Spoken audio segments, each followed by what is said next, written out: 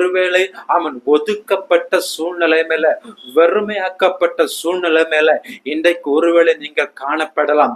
பாருங்கள், ஆண்டவர் உங்களை கொண்டுதான், உங்களிடத்திலிருந்து தான் ஒரு ருசி உள்ள திராட்சரசத்தை ஆண்டவர் புறப்பட பண்ண போகிறார்.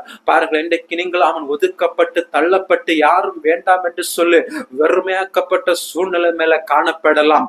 ஒரு நாள் அவன் உங்களை ஆண்டோர் நிரப்பி, வெறுமையாய் காணப்படுகிற உங்களை ஆண்டோர் நிரப்பி, உங்களிலிருந்து தான் அவன் ருசி உள்ள திராட்சரசத்தை ஆண்டோர் புறப்பட பண்ணுவார். பாருங்கள், ஆமென். அந்த நாள் வெகு சீக்கிரம் உங்களுடைய வாழ்க்கையில கடந்து வரும். பாருங்கள், நீங்கள் அநேகருக்கு பிரயோஜனம் உள்ளவர்களாய் மாற்றப்பட போகிறீர்கள்.